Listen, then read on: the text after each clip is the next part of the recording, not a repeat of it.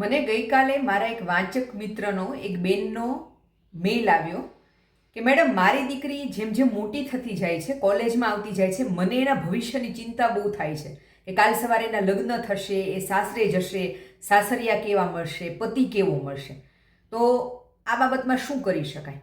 તો જુઓ, પહેલી વસ્તુ કે દરેક બાળક છે ને એનું પોતાનું એક ભાગ્ય લઈને આવ્યું છે, એટલે એના નસીબમાં જે સુખ કે દુઃખ અમુક એને જે ભોગવવાના છે એને ભોગવવા જ પડશે. આ પેલું વસ્તુ મગજમાં યાદ રાખવી. પણ પ્રેક્ટિકલી આપણે શું કરી શકીએ બાળકને, દીકરી માટે ખાસ કરીને સાસરે મોકલવાની હોય લગ્ન પછી? તો પહેલી વાત, લગ્નની ઉતાવળ દીકરીમાં નહીં કરો. કેમ કે છે ને ઘણી વખત મમ્મી પપ્પા દીકરી 22 વર્ષની થઈ ગઈ, 25 વર્ષની થઈ ગઈ, લગ્નની ઉંમર થઈ ગઈ એમ કરીને ઉતાવળમાં કોઈ પણ ખોટા પાત્રમાં લગ્ન કરીને દીકરીને ભેરવી દે છે અને પછી આખી જિંદગી દીકરી હેરાન થાય છે, એની પાછળ મમ્મી પપ્પા પણ હેરાન થાય છે. તો સૌથી પહેલાં જો એને કોઈ છોકરો લવ મેરેજમાં ગમતો હોય તો એની પણ પૂરતી તપાસ કરો કે છોકરો અને એનું ફેમિલી દીકરી માટે યોગ્ય છે કે નહીં. અને અરેન્જ મેરેજમાં તમારે શોધવાનું હોય તો પણ યોગ્ય તપાસ કર્યા પછી આગળ વધો કે છોકરો તમારી દીકરીને બધી રીતે સાચવી શકે એવો હોય, પોતે આર્થિક રીતે પગભર હોય, અને દીકરી જો કેરિયર ઓરિએન્ટેડ હોય તો એના કેરિયરમાં પણ સપોર્ટ કરે હોય એવો છોકરો એના માટે શોધો.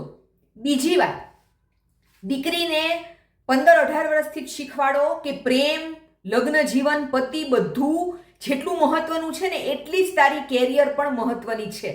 તો આજના સમયમાં છે ને દીકરીને કેરિયર ઓરિએન્ટેડ બનાવવી સૌથી પહેલાં જરૂરી છે. તો એને કહો કે સારું ભણ અને સારી પહેલાં તું જોબ કર, આર્થિક રીતે તું પગભર હોવી જો. લગ્ન પછી તારા પતિની ઇન્કમ હશે પણ તારી પોતાની ઇન્કમ હશે તો એક ફરક પડશે. તો એક ઇન્ડિપેન્ડન્સી, આર્થિક રીતે એને પગભર બનાવતા લગ્ન પહેલાં જ દીકરીને પગભર કરો, પછી જ એના લગ્ન કરો.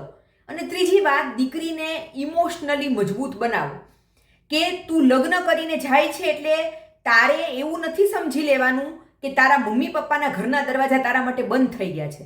તારો પતિ સારો છે, સાસરિયા સારા છે, સારી રીતે તને સાચવે છે તો વેરી ગુડ. પણ જો તારો પતિ તને કોઈ પણ રીતે ઇમોશનલ કે ફિઝિકલ ટોર્ચર કરે, અબ્યુઝ કરે, તો ગમે ત્યારે અડધી રાત્રે પણ તું તારા મમ્મી પપ્પાના ઘરે, આ દરવાજા ઘરના તારી માટે ખુલ્લા છે, તું પાછી આવી શકે છે. તો આટલો ઇમોશનલ સપોર્ટ પણ દીકરીને આપજો અને એને એ પણ શીખવાડજો કે પતિનું ખોટું વર્તન કે સાસરિયાનું ખોટું વર્તન ન ચલાવે. તો આ 3 વસ્તુ કરશો ને તો લગભગ દીકરીનું લગ્ન જીવન સુખી જ થશે. બરાબર છે?